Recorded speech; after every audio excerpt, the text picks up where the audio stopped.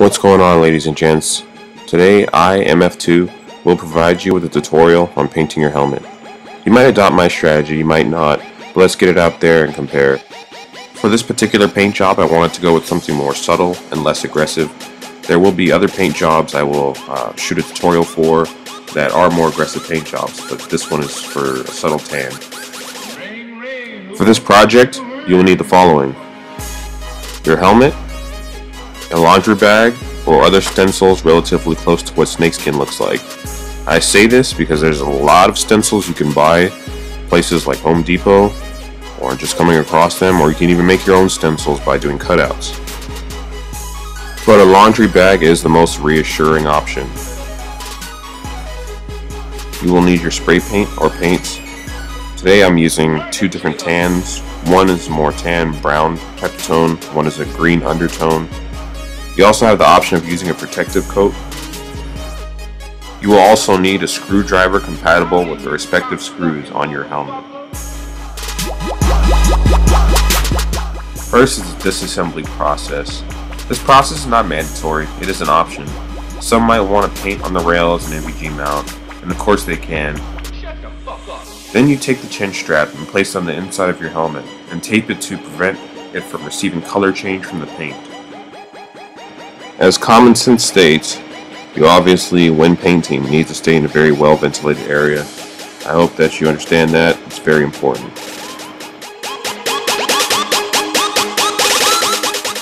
First, we're going to paint our side rails tan.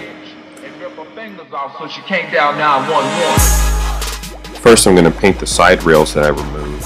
And for this, since this is my first coat, I'm going to put down a heavier coat.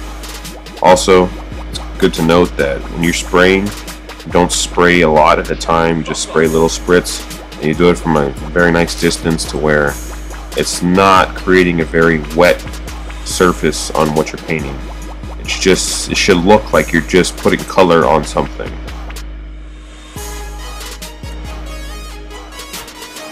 This is my second coat. I'll do slightly smaller amount of spraying on it during my second coat. On my third coat, I'm going to put an even slightly or smaller amount on it, but make sure I cover all the places I might have missed. This is the part that is optional. You do not have to spray the protective coat. I kind of wish I didn't. Even though you do get a matte protective coat, it does, however, give you some type of shininess to the plastic, which I'm not too much of a fan of, but it does protect it. In more aggressive type paint jobs, you might not want to put that on there because the scratches may add to the paint job itself, making it look more aggressive. So now we're going to start with the actual helmet. Again, my first coat is a more heavier coat, and when I'm painting this and also the rails, I use the more tan color for the base coat instead of the tan with the green undertone. So right there you see me creating my distance. I push it against there and I pull back about a foot to create distance so I know how far to spray. And again, you don't want to hold down the spray, you want to just give little spritz. It may look shiny, but once it does dry, the shine will go away because this is a matte colored paint.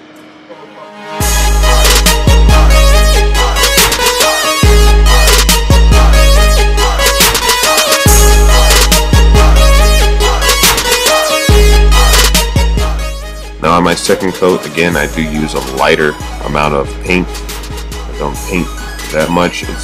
Use it just to cover up certain areas that I may have missed.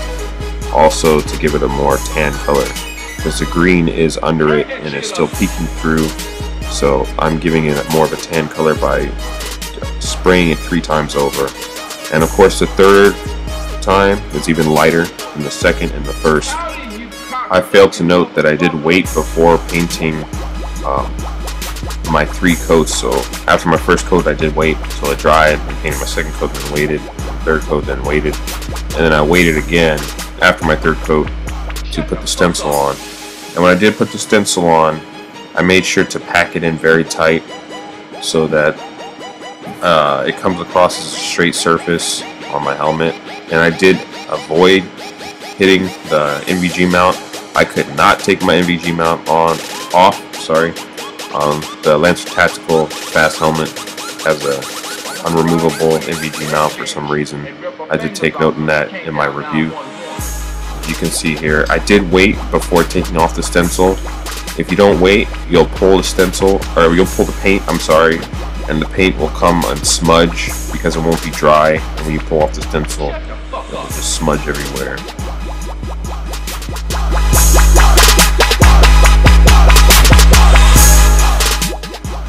Right here, I'm spraying the protective coat. You don't have to. I did not like how it came out when I sprayed the rails, but I figured I've already started, so I might as well finish it the way I started it. So I did spray the whole helmet with the protective coat.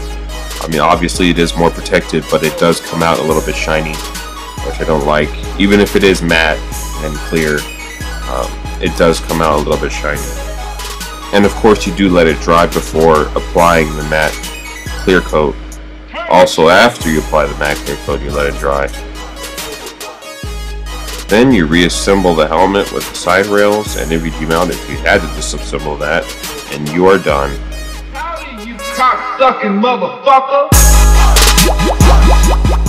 Thanks for watching. Favorite, like, comment, subscribe, and please comment on this video your techniques for spray painting so our fellow viewers can understand different ways and can maybe put two ways together to get a better product. And we also do love feedback, so be sure to give us some feedback. Thank you.